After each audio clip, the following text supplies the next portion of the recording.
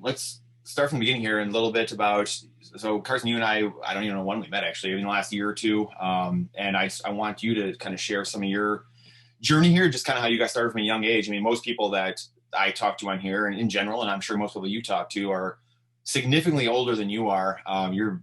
Man, you're close. Actually, you probably are probably the youngest person I know, really in the real estate field and investing, wholesaling, investing, what have you. And then also talking about, you and I have a lot of talks about, sound money, just investing in general and other asset classes as well. So, share a little bit about your background. I guess give you a few minutes to just kind of share about your background, kind of what got you into what you're doing now and explain what you're doing now. So take it away. Sweet.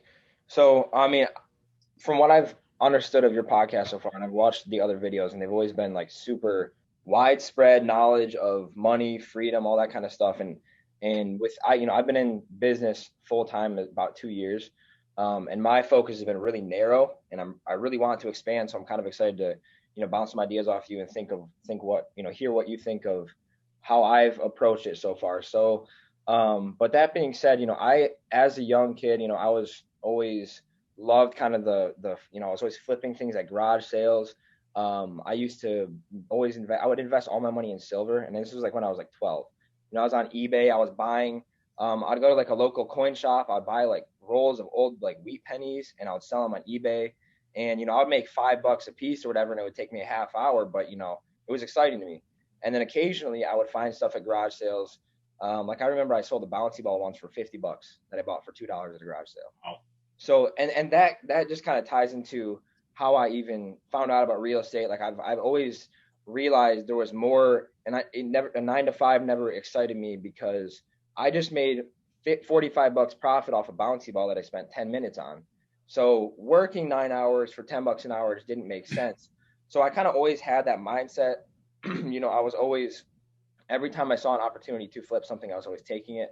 So fast forward to when I graduated, I had found out about wholesaling. It was either through my buddy, his dad had told me about it. And then I don't know if you know who Ty Lopez is. He's an influencer, but he had a course on it that I saw online. So that kind of, and I knew, and I ended up meeting a couple of people who wholesaled in Detroit, and they were doing super well, maybe 5 to 10 deals a month. And so me graduating high school, my thought was like, okay, if they can do 5, 10 deals a month and they're making, 4,000 a deal or whatever, I can do 2 deals a month. Like I know I have that, I can do 2 deals a month. That's enough to make me a living. So I decided not to go back to college because I was dual enrolling in high school. So I decided to go into wholesaling full time. This was fall of 2018 because I graduated that summer. And the first 6 months, I also had a broken leg. It was my first, I guess, time where I didn't have somebody telling me, okay, show up to school, show up. Yeah. So I kind of just, like, I slacked off for 6 months and just played video games, like, gonna be totally honest. And during that whole time, like, in the back of my head, like, I wasn't even enjoying it because I was like, man, I know I should be doing this wholesaling thing. I wasn't, making any money. I didn't have a job because I broke my leg at the time and I was lifeguarding previously. So the spring of that next year, I had a mentor at that point, and he had kind of called me and was like, look, if you don't get your first deal in the next 30 to 60 days, you just don't want it bad enough. And I mean, I think that's pretty fair to say for somebody with no other responsibilities full time. Like if you don't lock up your first deal and you're going at it for 60 days, like really intentionally, you're not, just something's not there, at least in my market, because deals are really easy to come by. Flint and Detroit, there's deals everywhere, even if it's just $1,000 deal. Yeah. So I put some effort into it, and I had my first contract within a week. That was March of 2019, and I ended up wholesaling that deal. About a month later, we closed on it, and then I quit my part-time job as a lifeguard. The first wholesale deal I closed was $8,400 net to me. Nice. And so, that was the biggest. Before that, every check I really had was from either a small flip, a couple $100s, or I had a couple power washing gigs. But that was really good to have that proof of concept, and so I just went into it. I just went full blown into it, and that's kind of how I got where I am now. That being said, from that point until now, every single penny I've gotten with wholesaling, I put back into real estate. So I'm buying my ninth rental on Wednesday. Almost all of them are in Flint or the surrounding areas, Mount Morris, Burton. And so like I said, my knowledge about money is really focused right now into the real estate field. That's just what I know, but I also understand there's so much more to it. And I hear people talking about IRAs and 401ks, and I kind of understand those. But I really want to get into that, next year. That's one of my goals, is to not be just so narrow focused. Okay, buy houses, flip houses, buy houses, flip houses. So, but it's been fun, and I mean, just to try to amass as big of a portfolio as I can in a year and a half of doing wholesaling has been fun, and just learning the rental game. That's been a pain, but that's kind of how I started, and that's how I'm at where I'm at now. So, like I said, buying my ninth rental Wednesday, and in the period between when we first met in person about 6 months ago, like you mentioned, to now, up until that point, I was really putting in like half effort into the business as a whole. Now, I treat it like a job. Show up every single day at 9. Usually I leave around 9 o'clock at night. And I understand that's not realistic for everybody. I don't have a fam, like I don't have a wife or a girlfriend or anything, so I can do that, and I love what I do, so it's exciting to do that. But that's where I've been at in the past 6 months, and I've been just hardcore focused on it. And so now I'm kind of trying to turn that into a business. So yeah, I mean that's kind of how I got started and where I'm at now. Yeah. Yeah. Thanks for sharing that, dude. It was a great, it's a great story. And like I said, I mean, you're probably the youngest person I know doing it, and especially doing it full time. I mean, that's, like you said, it's really in the last year. I think we probably hooked up in the last year and a half, just like digitally, online or virtually, probably a little bit after you started, and then met earlier this year. So it's inspiring, dude. It's I mean, I'm 33, but it's inspiring to see. You feel young at every age, but it's inspiring to see people younger than you doing stuff and really taking hardcore actions. I think that's the biggest thing that really a lot of people can take away from you, is just taking hardcore action, just going at, like you said, kind of too, you mentioned that the 60 days, like go at it full bore. If you're not doing something, if it's not really working out, you're going to know in that first couple of months if you're putting in that action and taking that action you should be taking.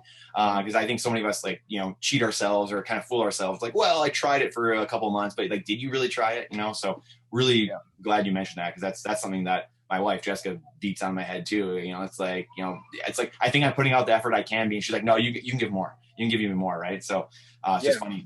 So really quick, you got your portfolio, your 9th rental, which is amazing. I mean, that's probably top couple percent of all real estate investors, truly, because most real estate investors are, they only have 1 or 2 units. There's a lot of accidental landlords, things like that, where they have a property they didn't really want to manage. So, getting around that 10 units mark, I mean, that's really kind of rarefied air. What are you managing those on your own? Do you have a management company doing that? Kind of how are you starting to position your portfolio going forward? Yeah, that's a really good question. So starting out this year, I bought my first 3 in March as like a package deal from the same seller, and I managed them all up until, I want to say, about 2, 3 months ago. And what was happening was I didn't have, that was not my focus. I'm focusing on wholesaling. I don't exactly like, and I'm not handy at all. So if I have to do a repair, I have to find a repairman who's willing to go out and change the toilet handle for $100 in the middle of his day. Like, it's just really dysfunctional, that because I didn't have any systems, I didn't have any people in place. So I kind of realized that I was losing more than the 10% that the management company would charge by doing it myself, just with opportunity costs or with my time. So I've given them 3 I have 8 right now. I'm buying my 9th Wednesday. So 3 of the 8, and then I'm giving them another 3 on Monday. So I'm glad you asked that, but it's just been, I had one tenant. I bought their house in March, and up until November, they had paid me $800 total for rent since March, and that goes to show you how on top of it I was. Like, her rent's $400 a month, right? So it's not like I'm asking her a ton of money for rent, and I didn't raise it, but I wasn't on top of it. I didn't send out the notices when I needed to. So I ended up finally taking her to court and was like, okay, listen, I understand this is only $400 a month, but it adds up, and this is what I want, is passive income. So I need to put something in place. So I took her to court, and I ended up giving that house with a couple others to the management company. So they're taking care of them as of right now. Yeah, that's huge. Well, you mentioned something I think which is really important, that, I don't know, I just, I feel like my feeling, my opinion, a lot of people don't take into consideration opportunity cost. Like you just said, I mean, because you're running around trying to do other things. You either, like most investors, you got either another job or you've got a business you're running or whatever it is. And it's taking away from that thing. And that's why I feel like a lot of people they don't put two and two together a lot of times. And I think that's really, really huge. I mean, just you seeing that again from, the age you're at to be able to see that. And, because again, there's a lot of 50, 60, 70-year-old investors out there who they, and maybe some of them, it's fine because that's all they want to do. And that's fine. That's a different story. However, right. We know so many people that they are complaining about this thing. And then it's like, hey, you could go hand this off and just spend your time to find a good property manager that actually can manage that for you. And like you said, do what you're good at, which is wholesaling, going and finding deals, hustling, taking action. That's what you're really good at. You don't want to manage it. You want that to be passive income. So, or at least manage the manager, right? Something fairly passive, residual income, I guess. Yep. So no, that's huge. What do you think? Again, you've seen kind of the gamut here. I know you get out there, you network, you take action. Like, what do you think sets you apart? Again, being at a younger age, we're gonna really play this up in this one because again, I think that is to your advantage. The age you're at, you have 5 lifetimes to live.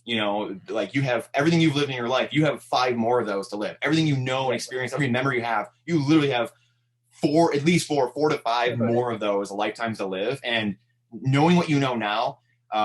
What are you looking forward to as you go throughout the decades here, but also, what do you think kind of sets you apart from, either people your age, but also we just talked about opportunity cost, but it can even compare to maybe 60, 70-year-old investors who's been doing it for 20, 30, 40 years. I mean, what do you think some of those qualities that you have that kind of set you apart? So and this, obviously isn't to brag at all. It's actually it's my fault. I asked you, so this is on me. Yeah, no, for sure. So, I mean, I think the first thing that I've always thought sets me apart is I'm open-minded.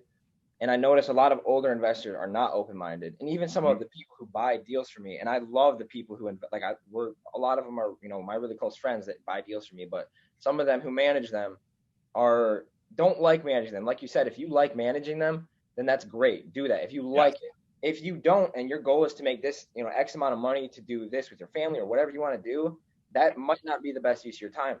And I came into this, I started when I was 18. I closed my first deals when I was 18. So during the 6-month period when I was not really working hard, I was networking a lot. That was the one thing I did good. And I was just listening. And I would come into every meeting like, I am the new guy.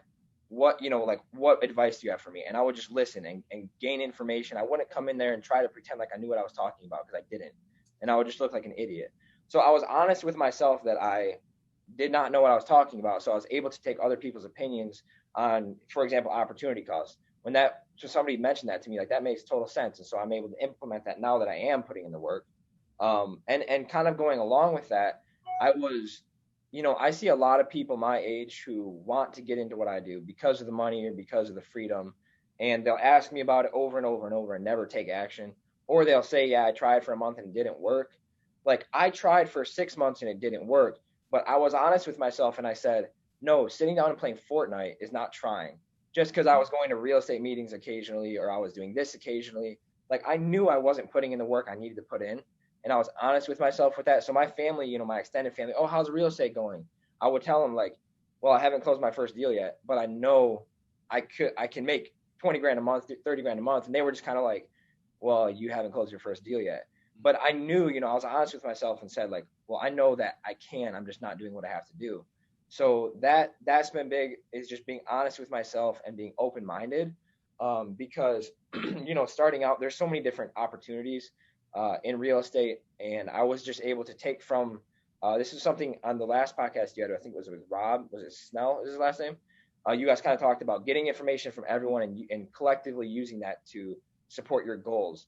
And that's just been huge. And it seems like a no-brainer, right? Like listen to people who are where you want to be at in order to get where you want to be at.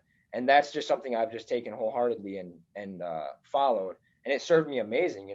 Everything I do is copy paste. Like I am the least original person in real estate. Like I guarantee that. The course that we met through, I use that system a lot. Yeah. Every little piece of advice I've heard from somebody, that's what I go off of. So, that's just being open-minded to that and not trying to make excuses that don't logically make sense. Like a lot of people do that want to get into real estate.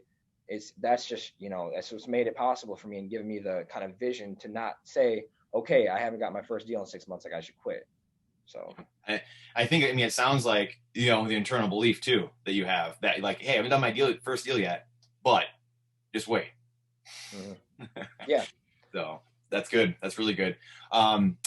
You touched on something as well too, which I think is really huge. And being, I guess at 33, there's still, I don't even know when the millennial generation ends, but I think it's like 38 or 40 now or 30, whatever it is. So I'm at the top end of that millennial range. But I think the one thing that our generation has that the older generations don't have, and they have a lot of qualities that we don't have. The one thing that we have over them, I believe, is doing it yourself. That their generation, the older generations, love to do it themselves, and I think that's the one thing that it's like that goes back to property management thing. Like if you want to do it and that's all you're doing, then hey, that's fine. You're building a company, whatever, that's fine.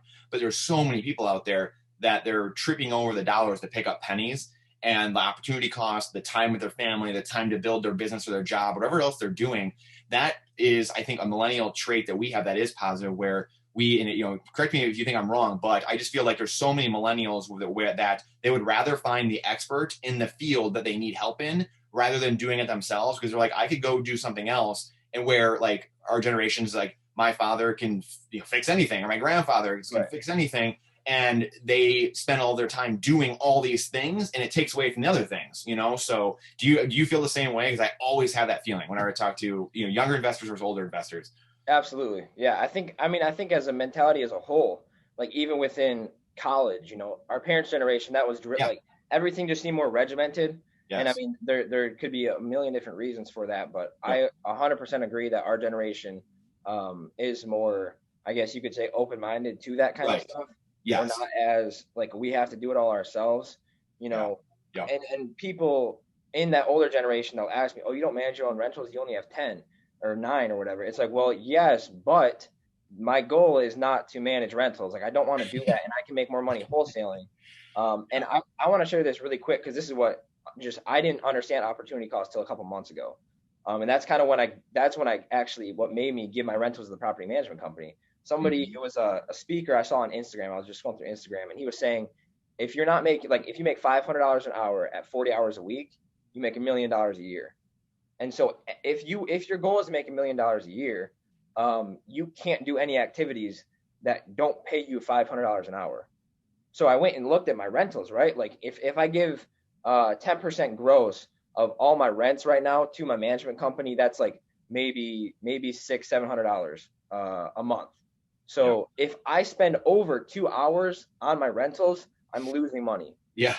And so that now I cross-reference everything I do. I mean, it's to the point where, and it's a little excessive, but like if I'm going to get food, I'm like, well, if I pay for DoorDash, is that going to be cheaper because opportunity cost? But then what's the time it takes me to order it versus going to get it if I'm out and about, So it's kind of a really cool lens to look at things through. Mm-hmm.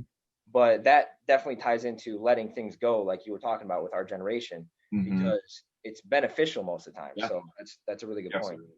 Yeah, I couldn't agree more. And that's the one thing, like I said, the older generations there's a lot of qualities they have that we don't. I think that's the one main one I found that we have over them is like that openness to, hey, someone else can do it. I don't have any qualms with someone else doing it. They're going to be better, faster at it than me. And I can spend my time doing something else that I love doing or I'm better at or whatever. So, so you mentioned network also. How big of a role does your network and just, talking to other people, kind of doing what we're doing here, going to meetups, I guess mentors in general even, but like how big a role does your network play in your success and everything? You're in not just now, but even in the future, how big of a role does your network play in your goals and aspirations going forward?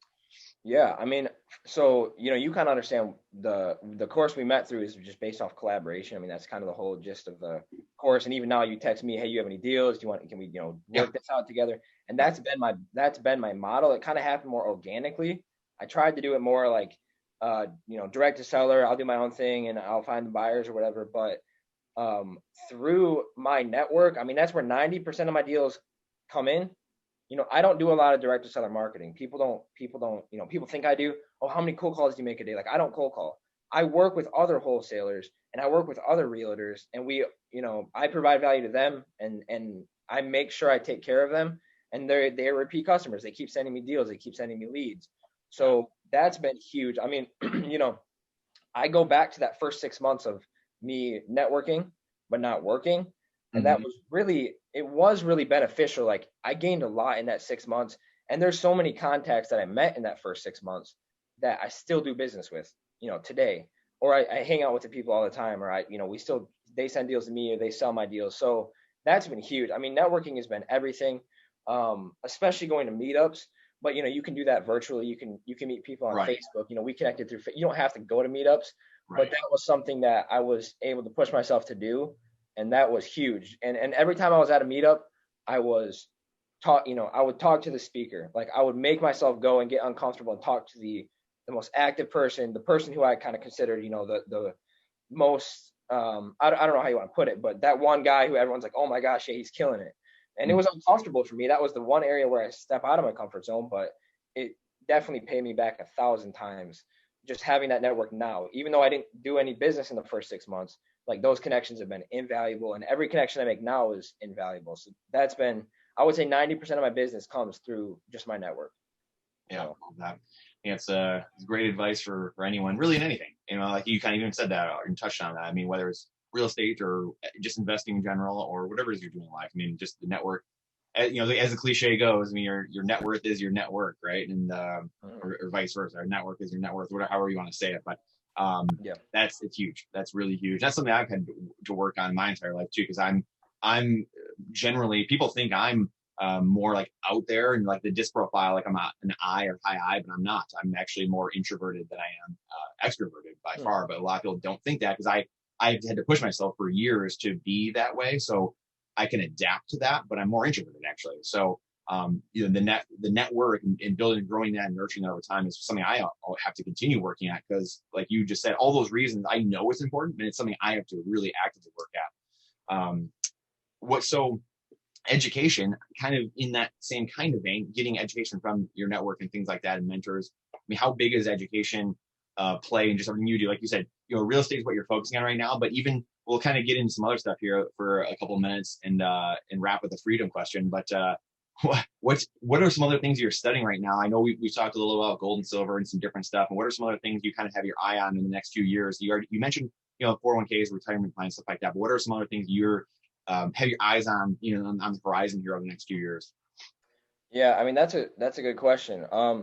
So I really I've expressed this to some of my partners, but my plan was kind of just to grind for a year since we first met, like about a month after we first met, when I really put the pedal to the metal and have really been focused, and then just turn around and reevaluate, okay, what's next type thing. So I really haven't, and maybe I definitely should incorporate that partly as I'm going through this this grind. But these past 6 months, I really have done nothing educational. I've really just been working, because I've never, in the past 2 years, I've dabbled in real estate or been in real estate, even though it's been full time. I really haven't seen what my potential was when it comes to working.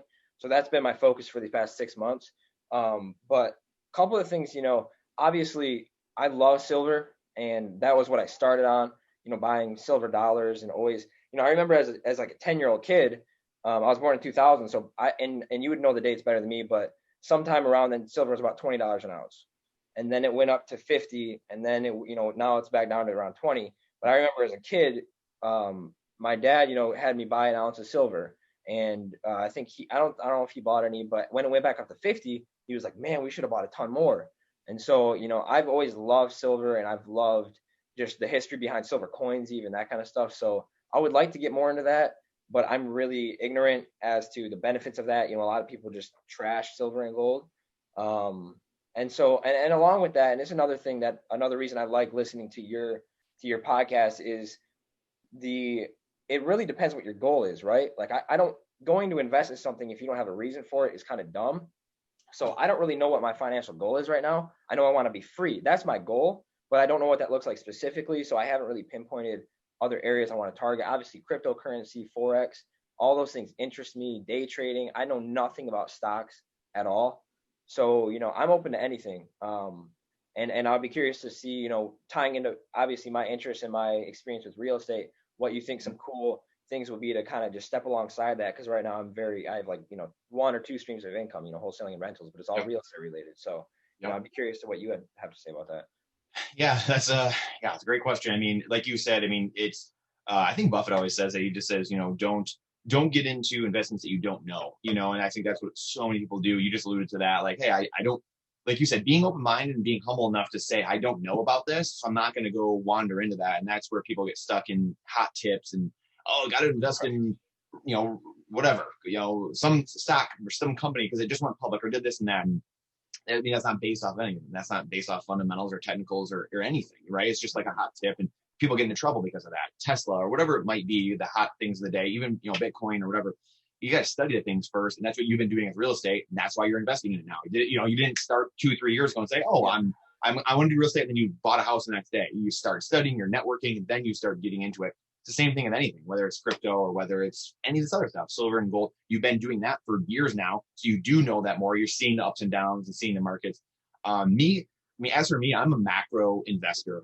Like I love George Gammon, Raul Pollock, some of these guys that I watch and consume over the last 10 years. They're macro guys. They study really, Jim Rogers is like that too. Huge trends, moving trends. Because I'm not a genius. I'm not Einstein. I'm by no means the smartest person out there. So I wanted to try to foolproof stuff as much as I can.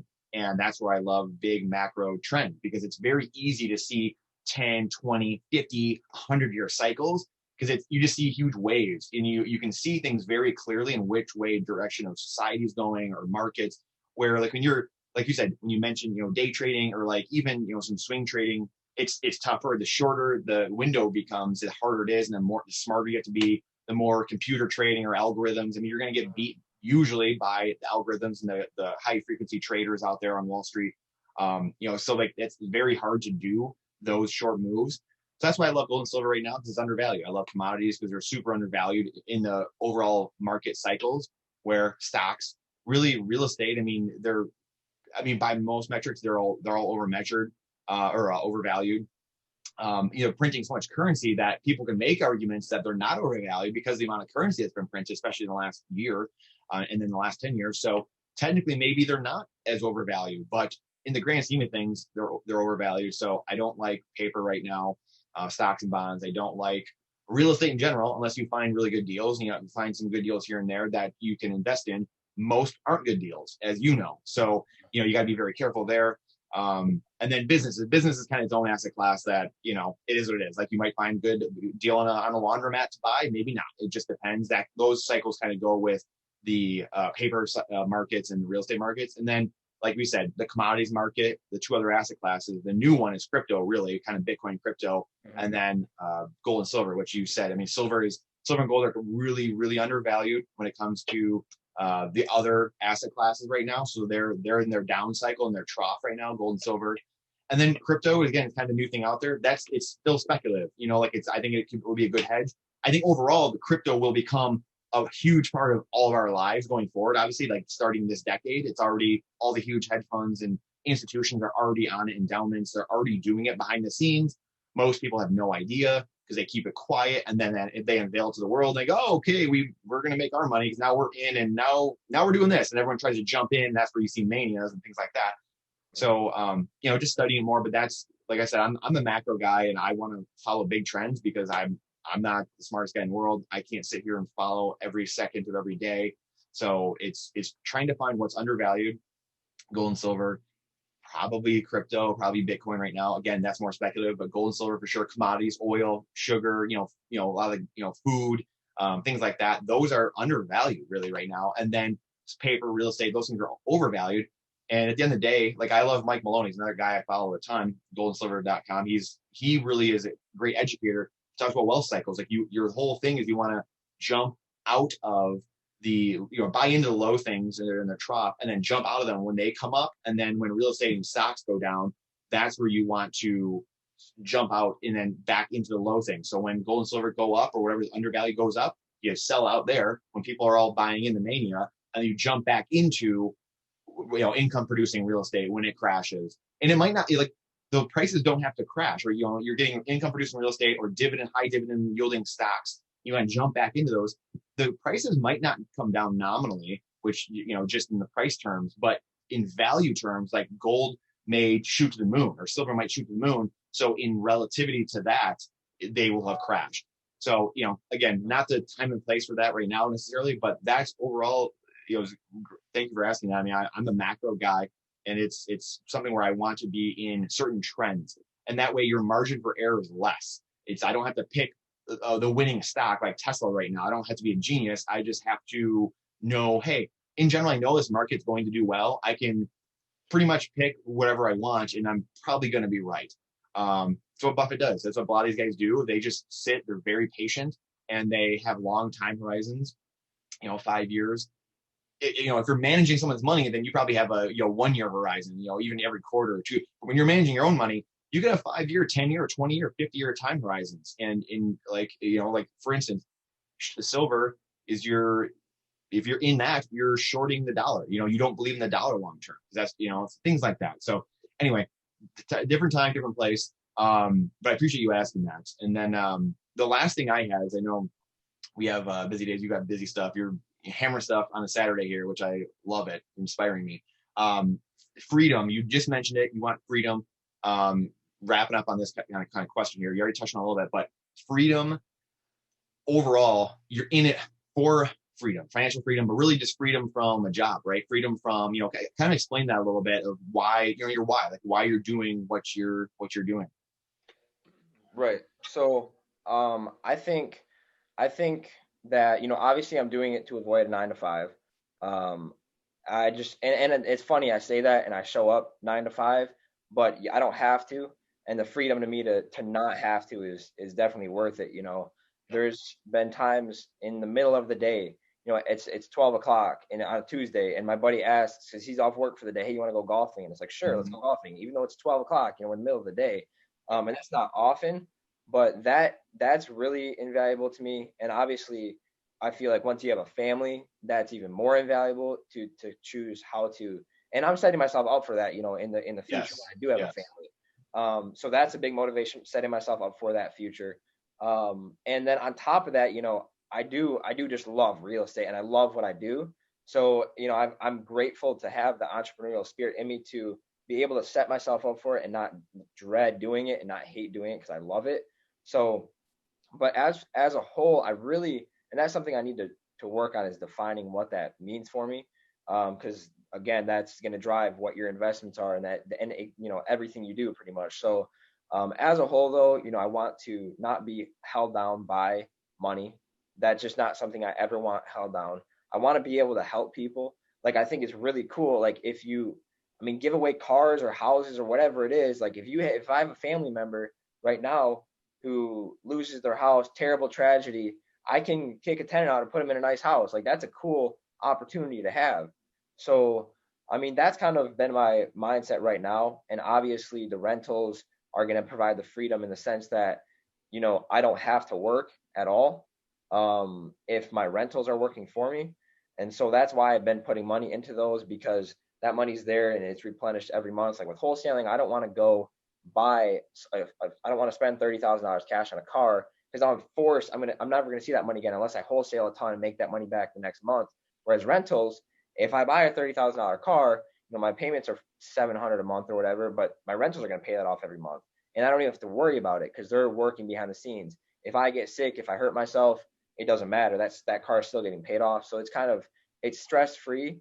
And then it's like, just overall freedom, with what you want to do for your life. And that's kind of what I say with other investments. Like I do kind of plan on beginning of this year. It's something I need to think about more, but just looking at, because I just put my head down since I started real estate, and I'm just getting as big of a portfolio and as much volume as I can.